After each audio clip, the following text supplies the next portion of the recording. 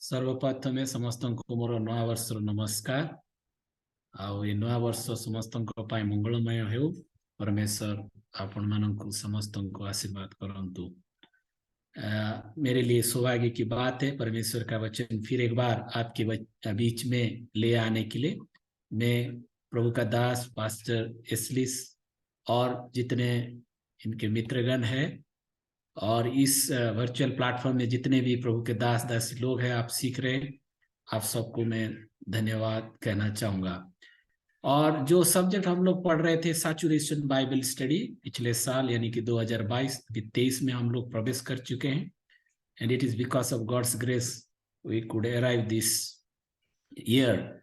सो अभी हम डायरेक्ट उस सब्जेक्ट में जाएंगे जहां मैं स्टॉप किया था, वहां से हम शुरू करेंगे सैचुरेशन बाइबल स्टडी और उसमें से हम कंटिन्यू करेंगे।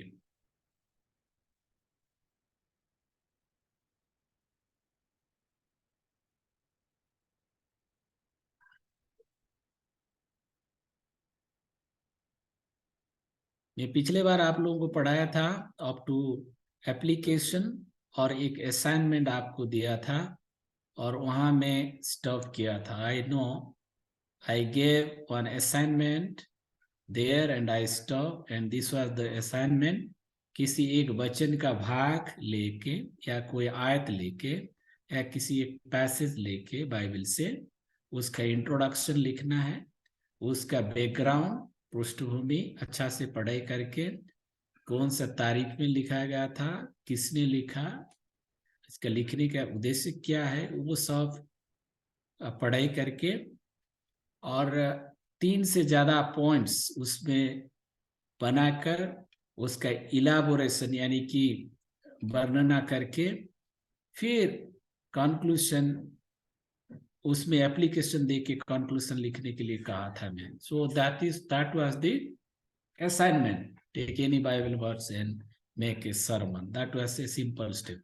आज हम थोड़ी देर और आगे बढ़ते हुए देखेंगे, जैसे हम लोग पढ़ रहे थे सैचुरेशन बाइबल स्टडी, इसका मतलब परमेश्वर का वचन के अंदर होके किस प्रकार हम उसको अपने लाइफ में ले सकते। लेकिन जो डिवोशनल स्टडी के बारे में 10 तरह की बाइबल स्टडी पढ़ाया और उसमें एक डिवोशनल स्टडी भी मैंने पढ़ाया था। So what is the difference between devotional और सैचुरेशन? जो भक्ति रूपक या भक्ति पर आधारित जो आराधना या स्तुति और भक्ति पर आधारित जो बाइबल स्टडी और ये सैचुरेशन बाइबल स्टडी में इसमें क्या डिफरेंस है, इसमें क्या अंतर है, क्या प्रभेद है, या व्हाट इज द डिफरेंट, और इसमें कंट्रास्ट क्या है, वो बात यदि हम देखेंगे तो डिवोशनल स्टडी में क्या होता है। खास करके डिवोशनल स्टडी का मतलब आपको मालूम है कि हम सुबह सुबह डिवोशन करते हैं, आपको मैंने पढ़ाया था लेकिन फिर एक बार रिमाइंड करके मैं जल्दी से आ जाऊंगा कि डिवोशनल स्टडी में क्या करते हैं कि हम लगातार, चाहे मॉर्निंग हो, दोपहर हो, इवनिंग हो, या टाइम टू टाइम जिस टाइम पर हम लोग डिवोशन रखते हैं उस टाइम में जाकर हम जब डिवोशन करते हैं तो उस समय क्या होता है कि हमारा दिमाग में ओ मेरा सुबह का समय आ चुका है, 7 बज गया, मुझे आराधना या वचन पढ़ना है। ओके, नहीं मेरा टाइम 10:30, ओके रात में मुझे करना है, या इवनिंग या दोपहर, तो वो रूल पर आधारित है। लेकिन सैचुरेशन बाइबल स्टडी में ऐसा नहीं है कि प्रभु यीशु मसीह के साथ जो संबंध है, आप वो संबंध को बरकरार रखने के लिए उस पर ध्यान केंद्रित करके आप क्या करते हैं कि वो बाइबल स्टडी को ध्यान देते, उसको कहते हैं रिलेशनशिप पर आधारित है।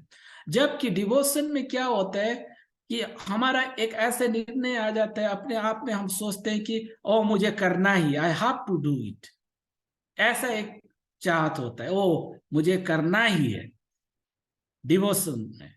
तो कई बार हम अपने आप में क्या सोचते हैं, वो मैं नहीं करूंगा तो मुझे अच्छा नहीं लगेगा, मुझे करना है, एक ट्रेडिशन बन गया। लेकिन सैचुरेशन बाइबल स्टडी में क्या होता है, I want to do it, मेरी ओर से स्व इच्छा से मैं ये सीखना चाहूंगा, प्रभु का वचन से कुछ वचन को मेरी लाइफ में मैं देखना चाहूंगा जो लागू करते हुए। और ये ड्यूटी बाउंड होता है डिवोशन। जैसे फॉर एग्जाम्पल मैं आपको कहूं तो खास करके संडे में, संडे आराधना आप लोग क्यों जाते हैं? क्योंकि आप लोगों को जाना ही है। संडे में क्या होता है अक्सर कि हम लोग ऑलरेडी प्री ऑक्यूपाइड रहते हैं, हमारा दिमाग में सोचते हैं कि नहीं मुझे संडे आराधना जाना है, संडे आराधना। यदि आप संडे आराधना नहीं गए तो क्या होगा? आप अपने मन में सोचेंगे ओह मैंने संडे मिस कर दिया। इस तरह एक ड्यूटी बाउंड अब मुझे करना ही है, एक ट्रेडिशनल माइंडसेट डेवलप हो जाता है डिवोशन में। लेकिन सैचुरेशन में क्या होता है अक्सर, जिस तरह मैंने बताया वो स्टेप लेके आप पढ़ेंगे, ऑब्जर्वेशन, इंटरप्रिटेशन एंड एप्लीकेशन है, तो अपने आप में एक आनंद को महसूस करेंगे कि वो मुझे करने में आनंद मिलता है और उसमें आप मगन रहते। लेकिन डिवोशन में क्या होता है, और एक भी बात है कि एक एक वचन लेके आप मनन करते या दो चार आयत लेके मनन करते, एक स्पून फीडिंग जैसे डेली। ऐसा कुछ नहीं है सैचुरेशन में। सैचुरेशन बाइबल स्टडी में उसमें क्या होता है कि आप पूरे वचन में ही डूब जाते, पूरा वचन के बारे में, जो लिविंग वर्ड है यीशु मसीह के बारे में उसको सोचते हैं, उसके बारे में सोचते हैं। और जो वचन का भाग लिया वो वचन का भाग खत्म नहीं होता, हर वचन में उसका लिंकिंग होता है, बाइबल के जितने भी आए थे। और डिवोशन में क्या होता है, मेरे बारे में, मैं कौन हूं और मुझे बदलना है, मैं डिवोशन कर रहा हूं, प्रभु मुझ में कार्य कर रहे हैं, इस पर ज्यादा ध्यान है। लेकिन सैचुरेशन बाइबल स्टडी का मेन फोकस है, मेजर फोकस है यीशु मसीह पर ध्यान केंद्रित करना, उसके चरित्र पर, उसके बातों पर, उससे सीखना है और उसको लागू करना है। मैं ये नहीं बोल रहा हूँ कि डिवोशनल स्टडी में नहीं करते हैं, लेकिन खास करके डिवोशन मतलब मैं करूंगा, मेरी ओर से ये डिवोशन है, मेरी ओर से भक्ति है, ऐसे हम सोचते हैं। लेकिन सैचुरेशन में बाइबल है एक समुन्द्र जैसे, वहां हम डूब जा रहे हैं। तो वही बात है, यीशु मसीह पर ध्यान केंद्रित करना। और डिवोशनल स्टडी में क्या होता है कि इंटरप्रिटेशन ज्यादा करके, ओके हम वचन का भाग पढ़ लिया, उसके बाद हम क्या करते हैं कि उसको ध्यान केंद्रित करके आगे सोचते हैं कैसे हमें लागू करना है, उस पर अनुवाद। बट सैचुरेशन में क्या होता है कि सैचुरेशन में व्यक्ति को जो स्टडी करता है वो प्रकाशन पर निर्भर करता है, वो उस पर आश्रित होता है और उसको चाहता है कि मुझे वो करना है। सो नॉट ओनली इंटरप्रिटेशन, केवल परमेश्वर का वचन की अनुवाद या उसका मतलब, उसका अर्थ पर नहीं, परंतु परमेश्वर का वचन के प्रकाशन, जो जीवित वचन क्या प्रकाशन दे रहा है, इंट्यूशन दे रहा है, क्या सिखा रहा है, उस पर ध्यान केंद्रित है सैचुरेशन बाइबल स्टडी। और डिवोशन स्टडी में क्या है, टाइम टू टाइम आप करते हैं, लेकिन सैचुरेशन क्या होता है, हर रोज हमेशा वो वचन में मगन होना है, उसको कहते हैं सैचुरेशन। क्योंकि आपको मैंने कहा था कि एक स्पंज को जैसे पानी में डुबोते हैं तो पानी ही निकलता है, ऐसे जब हम प्रभु का वचन के अंदर और उसमें प्रवेश करते हैं, हमारा जीवन ही उसी वचन में लगा रहता है हमेशा, वो है। और डिवोशन में क्या होता है कि हमें काम करना पड़ता है। ओके, मैं प्रार्थना करूंगा, मैं प्रभु से मांगूंगा, प्रभु मुझे सिखाएगा, तो मैं ये करूंगा तो सीख पाऊंगा। मुझे क्या करना है कि वचन लेके मुझे काम करना है, सीखना है, प्रार्थना करना है, ऐसा एक माइंडसेट रहता है। लेकिन सैचुरेशन में ऐसा नहीं है, क्या है रेस्पॉन्स, मुझे प्रभु की ओर प्रत्युत्तर देना है, प्रभु की ओर जवाब देना है, प्रभु पर निर्भर रखते हुए और उस पर आश्रय करते हुए जो वचन में बढ़ना है, वो है डिफरेंसेस। ओके, सो डिवोशनल स्टडी में रूल्स है, इसमें रिलेशनशिप है, उसमें मुझे करना ही है, लेकिन मैं करना चाहता हूँ, वो ड्यूटी है परंतु आनंदित है, ये सब बातों को इसमें थोड़े थोड़े वचन लेना है डिवोशन में, लेकिन प्रभु के वचन में डूब जाना सैचुरेशन में। ये जो बातें यहाँ लिखा गई इसको आप ध्यान दे सकते हैं। आगे हम देखेंगे यदि सैचुरेशन स्टडी हम करते तो इसमें डेंजर क्या है, इसमें क्या खतरा है। खतरा, एक व्यक्ति ये सोच सकता है कि परमेश्वर का वचन तो दो धारी तलवार जैसे, और इसमें ये पढ़ने के लिए मेरे पास ग्रीक नहीं है, हिब्रू नहीं, कोई स्किल नहीं है, टेक्निक नहीं, और मैं किस तरह काम करने जा रहा हूं। कोई भी ये व्यक्ति जो सैचुरेशन मेथड में पढ़ाई कर रहे वो ये सोच सकता है ये परमेश्वर का वचन बहुत दोधारी तलवार है और तेज है, बहुत तेज है। तो इसमें सैचुरेशन बाइबल स्टडी में क्या होता है, ऐसा है और वो परिवर्तित करता है, लेकिन मुझे और दूसरा चीज पढ़ने की जरूरत नहीं है। और इसमें कोई ऐसा स्किल नहीं है और टेक्निक नहीं है जो काम करने जा रहा है, ऐसा एक माइंडसेट बना सकता है व्यक्ति। And no skillful technique is going to work, there is no need to study Greek, ऐसा एक माइंडसेट बना लेता है अंदर यह व्यक्ति। एक मसीह व्यक्ति ऐसा सोच सकता है परमेश्वर का वचन तो दो-धारी तलवार, इसीलिए मुझे वो ग्रीक और हिब्रू सीखने की जरूरत नहीं, ओरिजिनल भाषा सीखने की जरूरत नहीं, और कोई टेक्निकल चीज सीखने की जरूरत नहीं, वो काम नहीं करेगा। ये एक डेंजर है। दूसरा डेंजर ये है कि और जो अच्छा अध्ययन करते हैं वो स्टूडेंट लोग हैं या विश्वासी लोग हैं, और प्रभु के जन क्या करते हैं कि वो लिमिट कर देते अपने आप को, बस इतना काफी है, क्योंकि जो मैं पढ़ाई किया कमेंट्री में या जो वर्ड स्टडी किया या जो कॉन्टेक्स्ट वो ही बोलना है, उसके बिगर नहीं बोलना चाहिए, ऐसा एक लिमिट कर देते। ये बोलने का एक खतरा रहता है सैचुरेशन में, क्योंकि सैचुरेशन बाइबल स्टडी में खास करके हम क्या करते हैं कि उस पर ध्यान देते हैं, सैचुरेशन में उस पर ध्यान देते हैं कि टेक्स्ट या पैसेज या वर्स जो लेते, तो खतरा ये हो सकता है कि उसी में लिमिट हो जाए, तो ये खतरा है। तीसरा कंफ्यूजन, क्या मैं अपने अनुभव से ही बोल रहा हूं या परमेश्वर इस वचन के द्वारा, इस थॉट के द्वारा मुझे बात कर रहा है, जो मैं आइडिया ले आ रहा हूं, वो एक कंफ्यूजन मन में हो सकता है। जो मैं बात कह रहा हूं क्या ये परमेश्वर की ओर से है या मेरी ओर से है, और मेरी जो अनुभव जो मैं बता रहा हूं क्या ये सच है, इसमें फिट है, ऐसा एक असमंजस, ऐसा एक कंफ्यूजन शायद हो सकता है सैचुरेशन। तो डिसीजन में लिमिटेशन और कंफ्यूजन, ये 3 एरिया में थोड़ा सा खतरा है। Otherwise saturation Bible study is very good. Now we will move here and saturation Bible study. यहाँ saturation Bible study को हम खत्म करते हैं, बट इसके साथ साथ जो इंटरलिंकिंग थिंग आप के सर वो हमारे एसली सर ने बताए थे कि सर ये सरमन के कई बातों को भी आप जरा इस सब्जेक्ट में जरा ध्यान देंगे, तो उस बात पर हम जाएंगे। खास करके आप लोग संदेश सरमन सुनते हैं, कई तरह के सरमन होते हैं, लेकिन there are major types of sermon, 4 तरह की सरमन होता है। एक तो टॉपिकल है, जो टॉपिकल सरमन में क्या होता है, टॉपिक्स होता है, प्रसंग, प्रासंगिक। दूसरा टेक्स्ट पर आधारित, उसको कहते हैं टेक्सचुअल। टेक्स्ट मतलब TEXT, टेक्स्ट मतलब पैसेज और वर्स और आयत या वचन जो लेते पद किंबा पद पर्व जहाँ में नो किंबा गोटे भाग नहीं जहाँ को ताकू कहबे टेक्सचुअल। देन तीसरा एक्सपोजिटरी, एक्सपोजिटरी मतलब एक्सपोजिशन पर आधारित, गठनात्मक। ओके,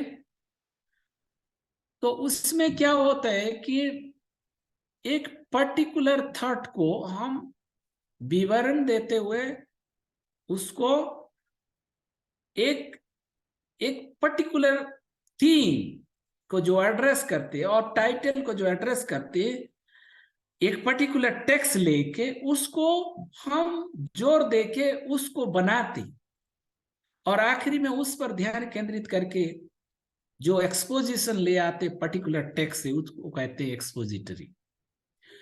जबकि एक्सीजेटिकल में एक्सीजेसिस मतलब गेटिंग इनटू द टेक्स्ट, एक्सीजेसिस मैं आपको पढ़ाऊंगा थोड़ा देर उसके बारे में।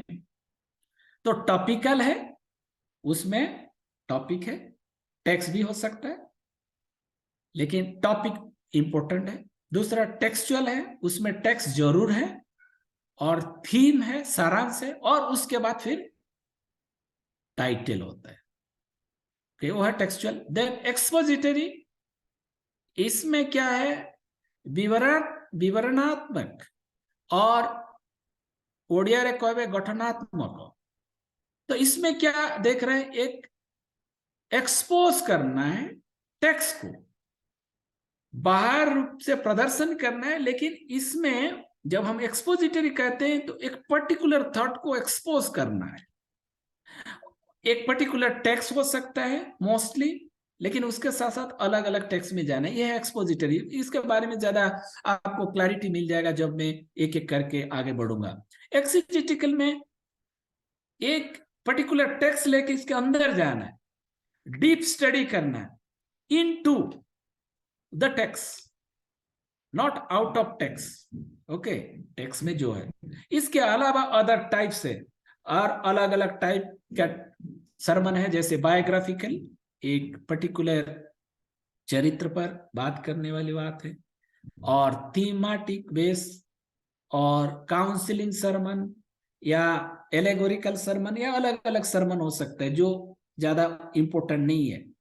ओके, लेकिन वो सब टाइप्स भी है, लेकिन मेजर टाइप्स हमेशा रख लेना याद, topical, textual, expository, exegetical. 4 word याद रखना, TTEE, TTEE, topical, textual, expository, exegetical, बस। सो ये है मेजर टाइप। हम आगे बढ़ते हैं, क्या टॉपिकल क्या है। टॉपिकल सरमन जब कहते हैं, उसमें एक टॉपिक होता है, there must be a topic in the particular sermon if it is a topical sermon. और उसमें क्या होता है, बहुत सारे आइडिया हो सकता है, बट वो सेंट्रलाइज, उसका जो केंद्र बात है एक ही टॉपिक है। फॉर एग्जाम्पल विश्वास, प्रेम, या लेसे न्याय, और आराधना, और दान देना, कोई भी एक टॉपिक। ओके, या स्टीवर्डशिप, भंडारीपन, कोई भी एक, या लेसे मैरिज, या क्रिश्चियन मैरिज, और यूनिटी, एकता, कोई भी टॉपिक। और इसमें अलग अलग बात, कभी भी एक प्रचारक बोल रहा है तो एक ही बात पर जोर देके ही कहता है, उसको कहते हैं टॉपिकल। और इसमें पॉइंट्स भी हो सकता है, कई बार बिगर पॉइंट से भी, ओडिया रे कहबा गले बिना पॉइंट रे भी कि पॉइंट रे भी पॉइंट नहीं करी बिंदु, बिगर बिंदु से या बिंदु के माध्यम से भी वो वर्णन करते। कई बार point by point, point by point, कई बार प्रचारक लोग समझाते, कई बार बिना पॉइंट से भी एक टॉपिक पर बात करते। वो है, तो मैं क्या बोला, एक टॉपिक होता है, उसके बाद बहुत सारे थॉट होने से भी एक ही टॉपिक पर केंद्रित करते हैं। फिर बहुत सारे पॉइंट्स हो सकता है, बिगर पॉइंट से भी बोल सकते। आगे इसमें एक मेन टेक्स्ट भी होता है।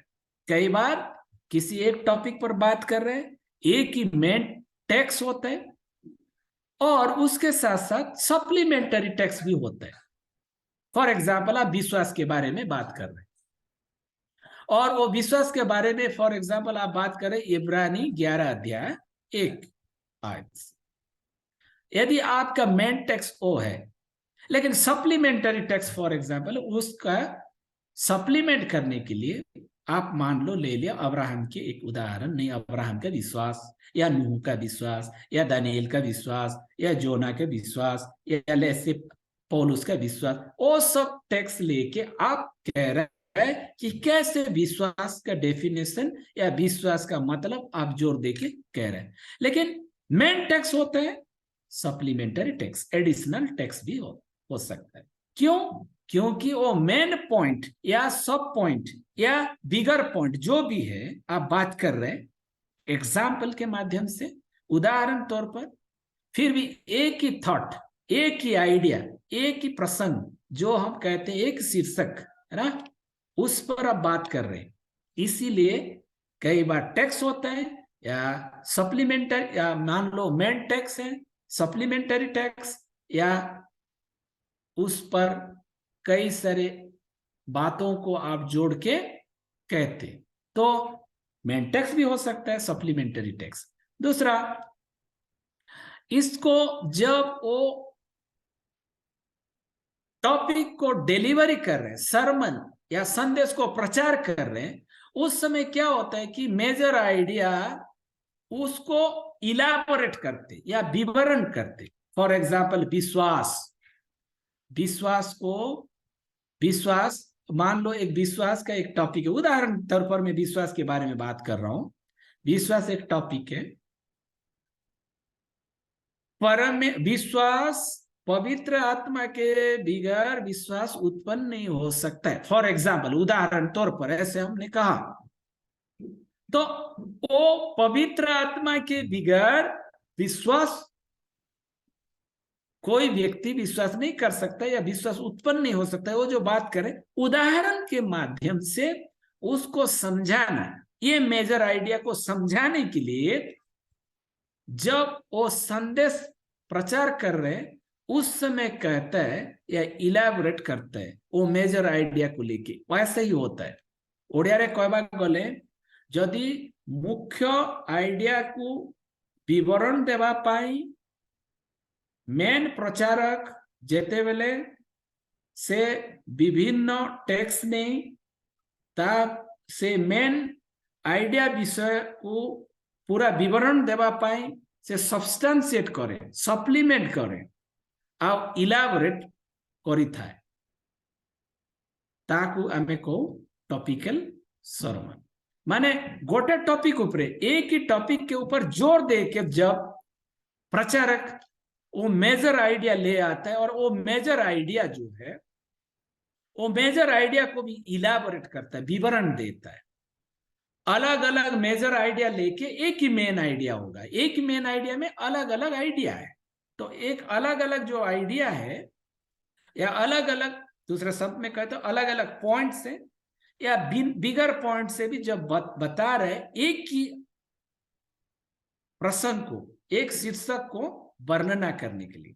फॉर एग्जाम्पल, विश्वास के बारे में मैंने जैसे बताया, मेन टॉपिक फेथ, लेकिन पवित्र आत्मा के बगैर विश्वास नहीं हो सकता, यह है मेजर आइडिया।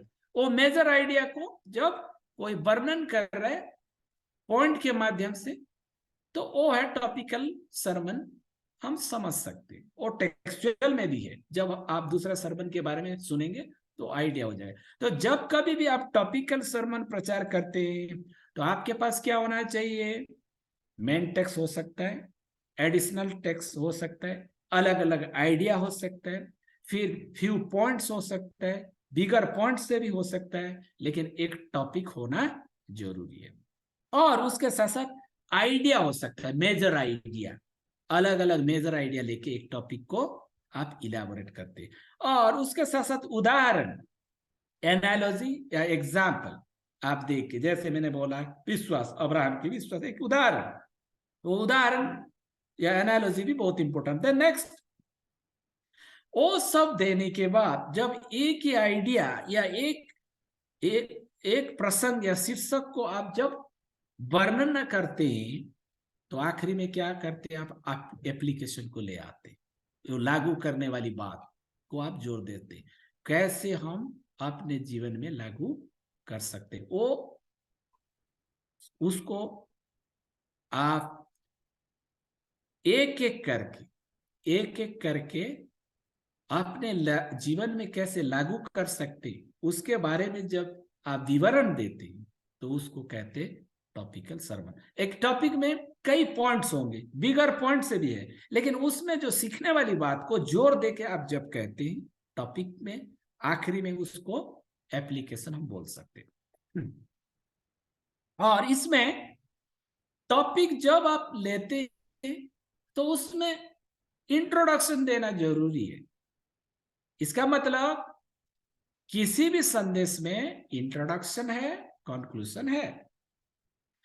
इसका मतलब प्रारंभिक बात है, इंट्रोड्यूस कर रहे हैं, और इसका कंक्लूजन भी ले आ रहे हैं, लेकिन कंक्लूजन से पहले लिख लेना कंक्लूजन से पहले क्या होता है? एप्लीकेशन। एप्लीकेशन से पहले क्या है? मेन पॉइंट्स, सब पॉइंट्स होता है। और मेन पॉइंट, सब पॉइंट्स कई बार नहीं होता है ये टॉपिकल सरमन में, वही बात है। लेकिन उससे पहले इंट्रोडक्शन जरूर होगा और उदाहरण। आप लोगों को समझ आ रहा है? इसका मतलब टॉपिकल सरमन रे प्रसंग, मुख्य बिंदु आओ व्हाट वी कॉल्ड सब पॉइंट, ओके, वो भी हो सकता है, कई बार नहीं है। और उसके साथ मेन टेक्स्ट, सप्लीमेंटरी टेक्स्ट, उदाहरण और एप्लीकेशन। उसके साथ साथ आखिरी में आपका कंक्लूसिव स्टेटमेंट, मतलब क्या कहना चाहते हैं आप, वो है topical sermon. I think it is clear. If not, यदि आप नहीं समझ पा रहे हैं तो आप मुझे पूछ सकते हैं। आगे हम बढ़ते हैं। इसमें एडवांटेज क्या है, मतलब फायदा क्या है? ओके, इसमें क्या होता है कि किसी भी सब्जेक्ट, चाहे डॉक्ट्रिनल हो या इथिकल हो, ओडिया रे कहबा गले तत्व ऊपर आधारित किंबा मोरालिटी या हमारा क्रिश्चियन लिविंग, हमारा लाइफस्टाइल ऊपर आधारित, ओके, उस पर आधारित। सो हम क्या देखते हैं कि एक अच्छा प्रीचिंग, अच्छा प्रचार जो है या सरमन है, उस पर हम जोर दे सकते हैं। एक ही टॉपिक कहने के कारण उस पर हम जोर दे सकते हैं और अच्छा से इसका बयान कर सकते हैं। और ये क्या ले आता है? डॉक्ट्रिन और इथिकल, मतलब जो तत्व है, जो हम विश्वास करते हैं, उसका प्रैक्टिस करने के लिए सहज हो जाता है और आसान हो जाता है। ओके, और इसमें क्या होता है? टॉपिकल में किस स्टाइल में ये पैसेज को लिखा गया, किस कंटेक्स्ट में है, वो ज्यादा ध्यान नहीं देते लोग। ओके, हर वचन जब पिकअप करते वो लोग ज्यादा कंटेक्स्ट और स्टाइल ऑफ राइटिंग, वो कंटेक्स्ट, लिटरेचर का स्टाइल ऑफ कंटेक्स्ट या वो सब ध्यान नहीं देते। ये एक एडवांटेज से। जब वचन पिकअप करते तो डायरेक्ट जिस टॉपिक पर बात करते हैं वो टॉपिक पर उसको फिट करने के लिए वो लोग वचन को चूज करते। और इसमें खास करके टॉपिकल सरमन में जब हम कभी प्रीचिंग करना शुरू करते हैं तो इस पर जोर देते हैं, डॉक्ट्रिनल और इथिकल, और उसके लिए आसान हो जाता है। और इसमें चिंता करने की जरूरत नहीं, ज्यादा वर्ड स्टडी करना है, इसमें एक्सिजिसिस करना है, या इसमें ज्यादा आपको सक्षम होना चाहिए एक प्रचारक को, ये सब जोर देना नहीं पड़ता है। और ज्यादा डिटेल स्टडी करने की जरूरत नहीं पड़ता है, कारण एक टॉपिक पर जोर दे रहे हैं। लेकिन इसमें डेंजर है, डिसएडवांटेज ये है, कई बार कॉन्टेक्स्ट से बाहर एक वचन एक कॉन्टेक्स्ट में लिखा गया, उसका कॉन्टेक्स्ट उसके स्थिति से बाहर लेके कई बार हम अनुवाद करते, वो एक खतरा है। और डिसएडवांटेज ये है कि कई बार प्रचारक अपना स्वतंत्रता में ही वो लोग वो वचन को लेते, तो वो एक डिसएडवांटेज है, मतलब जो हमारे लिए या जो प्रचारक के लिए खतरा हो सकता है। Okay, next, textual sermon. Textual sermon मतलब टेक्स्ट पर आधारित, वो टेक्स्ट होना चाहिए और वो टेक्स्ट के अंदर ही वर्णन करते हैं। For example John chapter 3 verse 1 to 17, for example 1 से 17, मतलब 1 से 17 ही वो लिमिट, कोई भी वचन का भाग लेने से ऐसे वो है टेक्स्ट। और इसमें क्या होता है? इंट्रोडक्शन होता है, उसके बाद टेक्स्ट जब लिया तो आप थीम ले सकते। थीम मतलब किसी भी एक विषय, फिर वो उस विषय पर आप टाइटल बनाना। देखो, टाइटल अलग है और थीम अलग है। फॉर एग्जाम्पल मेरा जो स्क्रीन आप देख रहे हैं कंप्यूटर में, पावर पॉइंट में, इसका थीम क्या है? व्हाइट बैकग्राउंड देख रहे हैं, लेकिन इसके जो ओरिजिनल कलर में जो आप देख रहे हैं कौन सा है? ब्लैक है। तो मैं कहना चाहूंगा एक शब्द में कि बैकग्राउंड क्या है? व्हाइट सफेद, राइट।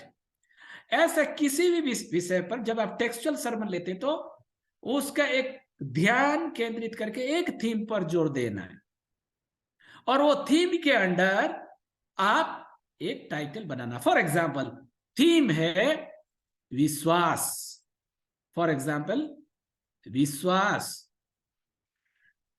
लेकिन आप टाइटल बनाएंगे तो एक टेक्स्ट लेके, मान लीजिए आप बना रहे कर्म बिना विश्वास मृत्यु है और अधूरा है, जो भी आप टाइटल बना रहे, तो वो है टाइटल बन गया।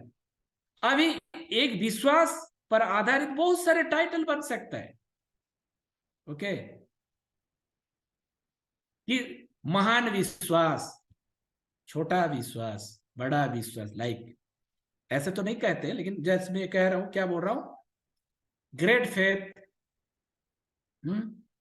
लिटिल फेथ, अलग अलग, लेकिन थीम विश्वास। इस टाइप टेक्सचुअल सरमन में जब आप टेक्सचुअल सरमन बनाते तो टेक्स्ट होना चाहिए, एक वचन का भाग, उसमें थीम है, और उस थीम पर आधारित अलग अलग टाइटल बना सकते, एक ही थीम में बहुत सारे शीर्षक बन सकता है, ओके। फॉर एग्जाम्पल, अभी हमारा उड़ीसा में जनवरी 13 में हॉकी वर्ल्ड कप होने जा रहा है, हॉकी पर आधारित कोई भी टाइटल लोग बना सकते हैं। हॉकी क्या है, एक थीम है, लेकिन हॉकी पर आधारित बहुत सारे टाइटल बना सकते हैं। इस टाइप की बात नहीं करना, ओके। तो टेक्सचुअल सरमन में बहुत सारे टाइटल हो सकते, पहला तो थीम, उस पर, उसके बाद क्या होगा, अलग अलग टाइटल है, देन जो टेक्स्ट लिए उसमें मेन पॉइंट बनाना है, सब पॉइंट बनाना है, हर मेन पॉइंट और सब पॉइंट में वो टेक्स्ट जो लिए है उसका कंटेक्स्ट किस संदर्भ में लिखा गया। फॉर एग्जाम्पल, यूहन्ना 3:1-17, यहाँ यीशु मसीह निकोदेमुस के साथ बातचीत किया है, वो है कंटेक्स्ट, और वो कौन था, हाँ, कब लिखा गया, क्यों लिखा गया, किस कंटेक्स्ट में यीशु मसीह बात किया, कौन सा कल्चरल कंटेक्स्ट, कौन सा सांस्कृतिक कंटेक्स्ट था, एक यहूदी कंटेक्स्ट या यूनानी कंटेक्स्ट या सामरी कंटेक्स्ट, किस कौन सी कंटेक्स्ट में बात किया, कौन कौन इन्वॉल्व है, ये सब स्टडी करना है टेक्स्ट में।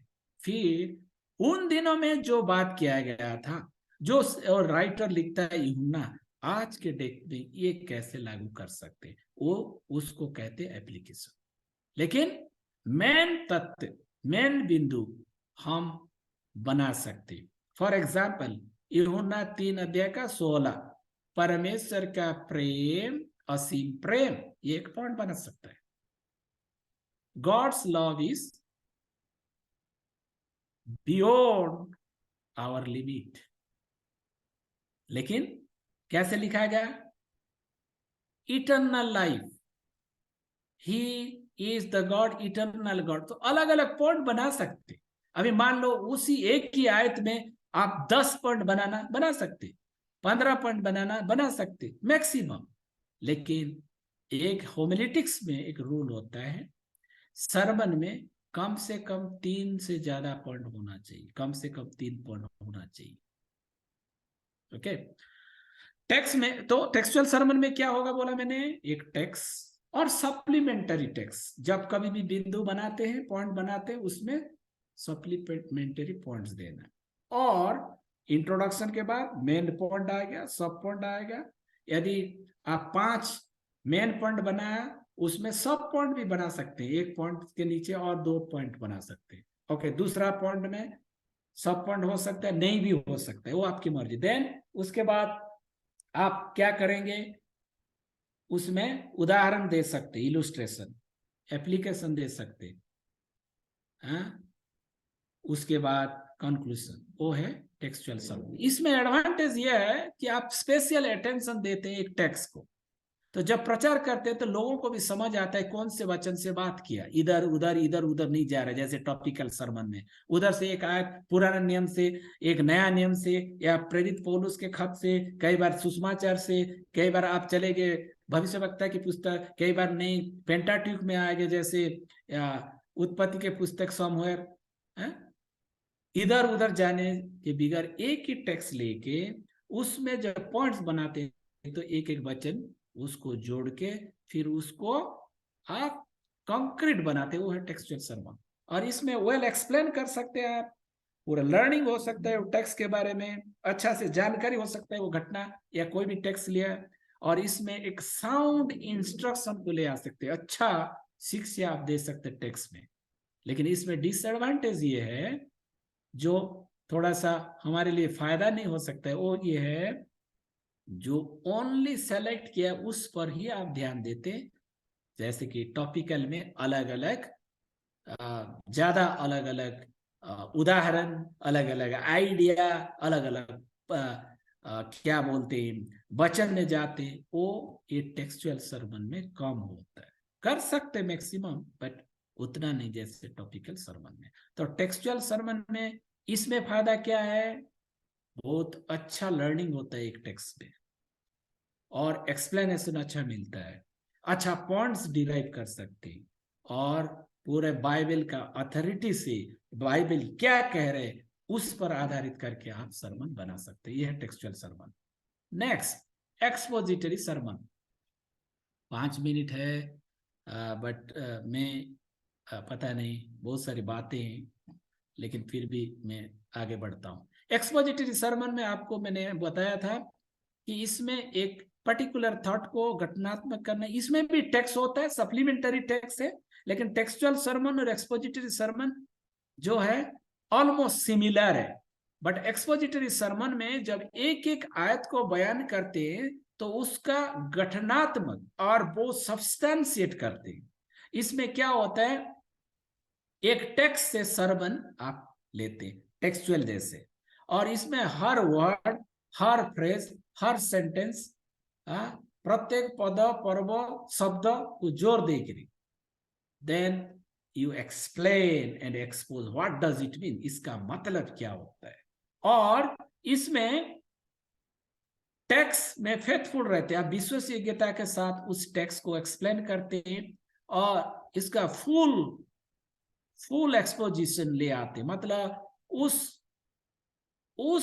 वचन, वो जो वचन है उस वचन पर केवल पॉइंट्स ही नहीं बल्कि आप विवरण करके। और टेक्सचुअल सरमन से ज्यादा इसमें क्या होता है, एक ही पॉइंट, फॉर एग्जांपल एक पॉइंट में पाप के बारे में बोला कि पाप पूरा वर्णन करके और ज्यादा एक्सपेंड करके ले आना है, या प्रेम के बारे में बोला है, उसमें किसी भी सब पॉइंट या मेन पॉइंट उसमें ज्यादा जोर देके और सब्सटेंशिएट करना और विवरण देना, उसको कहते हैं एक्सपोजिटरी। ये एक्सपोजिटरी या टेक्सचुअल सिमिलर लगता है, पर ऐसा नहीं है। एक्सपोजिशन में ज्यादा करके जो मेन पॉइंट या सब पॉइंट होता है उसका विवरण ज्यादा जोर देके और ज्यादा क्लैरिटी रूप में जाना है। जबकि टेक्सचुअल सरमन में क्या होता है, आप एक टेक्स्ट लिया, थीम पर आधारित, टाइटल पर आधारित, उस पर ही जोर देके, कई पॉइंट्स को जोर देके फिर सप्लीमेंटरी टेक्स्ट देते हैं। लेकिन इसमें क्या, जो मेन टेक्स्ट लिया है या एक एक टेक्स्ट जब एक वचन का भाग देते हैं, हर वचन का डिटेल्स में जाना। लेकिन टेक्सचुअल में नहीं है, जो जो एप्लीकेबल है आपके पॉइंट्स के लिए वही टेक्स्ट सेलेक्ट करना। ठीक है। नेक्स्ट, इसमें क्या एडवांटेज है, इसमें आपको एक कॉन्फिडेंट आ जाता है कि इस वचन का जो भाग है हर शब्द का वर्णन पूरा क्लैरिटी के साथ और अधिकार के साथ, पूरे साहस के साथ उसको आप घोषणा करते हैं कि वचन में ये लिखा गया, इसका डिटेल्स इस वचन के भाग में पूरा निचोड़ ये है, तो वो एक बोल्ड कॉन्फिडेंट आ जाता है। लेकिन इसमें डिसएडवांटेज क्या है, जो हमारे लिए थोड़ा सा फायदेमंद नहीं है, वो है कई बार प्रचारक लोग वो ज्यादा एक्सपोजिशन करके, ज्यादा उसके बारे में विवरण देते देते अपना आइडिया भी ज्यादा डाल देते, उसमें खतरा रहता है। और ज्यादा कमेंट्री जैसे, ज्यादा कमेंट्री जैसे अपने स्टाइल में विवरण देना, वो थोड़ा बोरिंग ले आता है और फायदेमंद नहीं रहता है। क्योंकि वचन जितना बोलता है उस पर ही वर्णन करना है, लेकिन ज्यादा इलास्टिक नहीं कर सकते, ज्यादा बढ़ा चढ़ा के नहीं बोल सकते, वो खतरा रहता है। ये एक्सपोजिटरी में। नेक्स्ट एक्सिजेटिकल सरमन, ये बहुत इंपॉर्टेंट सरमन है, ये स्कॉलरली स्टडी करने वाली सरमन है, जिसमें टेक्स्ट होता है, सप्लीमेंटरी टेक्स्ट होता है, इलुस्ट्रेशन भी होता है, एप्लीकेशन भी होता है, मेन पॉइंट होता है, सब पॉइंट होता है। फिर इसका जो मेन टेक्स्ट जब आप लेते हैं तो उसका in depth study, for example आप यूहन्ना 3:16 लिया, उसमें ओरिजिनल रूट वर्ड में जाना है और स्टडी करना, ओरिजिनल लैंग्वेज में जाना है, उसका ऑथर इंटेंडेड मीनिंग, वो जो लेखक क्यों लिखा है, कौन सा कॉन्टेक्स्ट में लिखा है, और ये कितना एप्लीकेबल उन दिनों में, उसको जोर दे के आप करते हैं। और एक्सिजेटिकल में क्या होता है, स्टेप बाय स्टेप आप उसको पढ़ते, और विशेष करके क्या है कि एक्सिजेसिस जो ये वचन के अंदर आप अपना आइडिया नहीं डालना,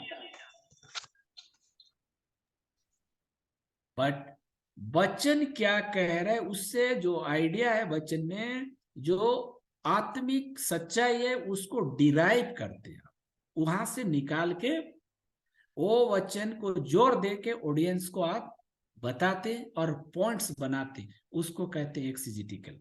फॉर एग्जाम्पल, सिंपल उदाहरण अभी हम दिए, लव, गॉड्स लव, यूहन्ना 3:16 में आगापे शब्द इस्तेमाल किया गया, लेकिन सेम लव इंग्लिश में जो देखते हैं, ग्रीक में आगापे लिखा है, लेकिन ग्रीक में बहुत सारे ऐसे लव के लिए इस्तेमाल किया गया, जैसे आगापे, फिलियो, स्टॉर्ट और जो भी है। तो मेरे कहने का मतलब, कौन सा शब्द इस्तेमाल किया गया, क्यों ये शब्द को लेखक ने चुना, ये लिटरली स्टाइल और उसका कॉन्टेक्स्ट, वो ऐतिहासिक पृष्ठभूमि है, फिर उसका मेन थियोलॉजिकल आइडिया क्या था उन दिनों में, क्यों इसको एम्फासिस किया गया, तो वो सीखने के लिए हमें मिलता है एक्सिजेटिकल सरमन जब बनाते। इसमें फिर इलस्ट्रेशन होता है, कई तरह के इलस्ट्रेशन होता है। अभी किसी भी सरमन आप बनाते समय उसमें उदाहरण जब देते थे, कई तरह के उदाहरण दे सकते, जैसे बायोग्राफिकल, कोई चरित्र लेके आप उदाहरण दे सकते, कई बार हंसाने के लिए, हंसने वाली बात है, ह्यूमरस होता है, बट उसमें भी सच्चाई होता है, वो एक इलस्ट्रेशन साइंटिफिक है, जियोग्राफिकल है, स्पोर्टिंग है, आर्टिस्टिक है, पर्सनल है, किसी भी तरह की इलस्ट्रेशन आप दे सकते हैं जब आप पॉइंट को इलाबोरेट करते हैं। बट उससे बढ़कर एक्सिजेटिकल सरमन में खास करके आपको वो कॉन्टेक्स्ट को पढ़ना है, कौन सा संदर्भ में लिखा गया, लेखक लिखने का उद्देश्य क्या था, और इसमें मेन सच्चाई क्या जोर दे के उसने लिखा है, और हर शब्द का एक डीप स्टडी होता है, हर सेंटेंस का, हर वचन का, और उसके बाद जब एप्लीकेशन ले आते हैं आप, तो एक स्पेसिफिक एरिया में, एक पर्टिकुलर एरिया में आप एप्लीकेशन देते हैं, या सावधान बरतने के लिए आप जोर देते हैं। ये सब बातें टॉपिकल में भी है, टेक्सचुअल में भी है, एक्सपोजिटरी में भी कर सकते हैं, लेकिन एक्सिजेटिकल में बहुत जरूरी पड़ता है। और इसका जो कंक्लूजन होता है, हर कंक्लूजन में कई बार हम समरी, मतलब जो जो पॉइंट बोला वो पॉइंट्स को पूरा आखिरी में फिर एक बार दोहराते हैं, कई बार कई सवाल करते हैं, और एप्लीकेशन क्या हम अपने जीवन में ये लागू कर सकते हैं या नहीं, करते हैं या नहीं, ऐसा एक सवाल। कई बार तो उत्साह या एनकरेज करके भी हम कई बार कंक्लूजन या एप्लीकेशन देते हैं। तो ये रहा एक्सिजेटिकल। टाइम लगेगा तो हम आगे बढ़ेंगे, लेकिन आखिर में 2 मिनट में मैं समाप्त करूंगा। किसी भी संदेश जब हम प्रचार करने जाते हैं, तो मेरे प्रियो, हम लोगों को ये इम्पोर्टेंट भी है, लेकिन कई बार हम लोग नहीं कर पाते, चाहे कितने भी हम सीखते हैं कई बार फॉलो करने में, जैसे बोलने का एक स्टाइल, हमारा खड़ा होना, देखना, फिर किस टाइप पर ध्यान लगाते हैं, किस प्रकार हाव भाव करते हैं, एक्शन करते हैं, ये सब इंपॉर्टेंट रहते हैं। हमारा ड्रेस, वेश पोशाक है ना, वेश पोशाक ओडिया रे कहबे वेशभूषा, ये हमारा जो ड्रेस कोड भी इम्पोर्टेंट, हम किस तरह हम अपियर करते हैं। ये नहीं कि हम जैसे ये दुनिया वाले जिस तरह प्रचारक लोग आ रहे, जैसे फिल्म हीरो या किसी ऐसे ओराटर जैसे नहीं, लेकिन परमेश्वर का दास के नहीं, हमें एक ऐसे प्रेजेंट होना है जब सुसमाचार प्रचार हो या परमेश्वर का वचन ले आते स्टेज में या किसी भी मंडली में, तो ये सब बातें भी ध्यान देना जरूरी, जो सरमन डिलीवरी के समय। इसके अलावा बहुत सारी बातें हैं, हमारे पास कभी टाइम लगे तो हम उस पर चर्चा कर सकते हैं, लेकिन इस सब्जेक्ट को मैं यहाँ विराम देना चाहूंगा कि आप लोगों को बहुत सारी बातें मैंने सिखाया, बट आप दोहरा सकते अपने में। जब यदि नोट किया है तो आप उसको आप देख सकते हैं और अपने आप को रिमाइंड कर सकते हैं। जैसे 4 तरह की सरमन, टॉपिकल, टेक्सचुअल, एक्सपोजिटरी, एक्सिजिटिकल, और उसमें हर संदेश में इंट्रोडक्शन है, कंक्लूजन है, और मेन पॉइंट है, सब पॉइंट है, टेक्स्ट है, और उसका सप्लीमेंटरी टेक्स्ट है, उदाहरण है, फिर मेन इंपॉर्टेंट बात है कि अपने जीवन में लागू करके परख करके वो वचन को यदि हम दूसरों तक पहुंचाएंगे प्रार्थना के साथ, तो ये लाभदायक हो सकता है। वही है सब्जेक्ट का। और मेन जो स्टेप मैंने बताया था, ऑब्जर्वेशन, इंटरप्रिटेशन एंड एप्लीकेशन, हमेशा सरमन प्रिपरेशन में बहुत जरूरी है। उसके साथ साथ एक प्रचारक का इथिक्स, वो किस तरह का व्यक्ति है, जब लोग जानते हैं वो व्यक्ति उसका चरित्रवान है, तो चाहे किस तरह की संदेश भी बनाओ वो लोग एक्सेप्ट करेंगे। यदि हमारा चरित्र सही नहीं है, हम प्रभु पर वैसा रिलेशन ठीक नहीं है, दुनिया में हमारा टेस्टिमनी ठीक नहीं, चाहे कितना भी एक्सपर्ट क्यों ना है, कई बार हमारा संदेश भी लोग ग्रहण नहीं करते। बहुत सारी बातें। Okay, God bless you.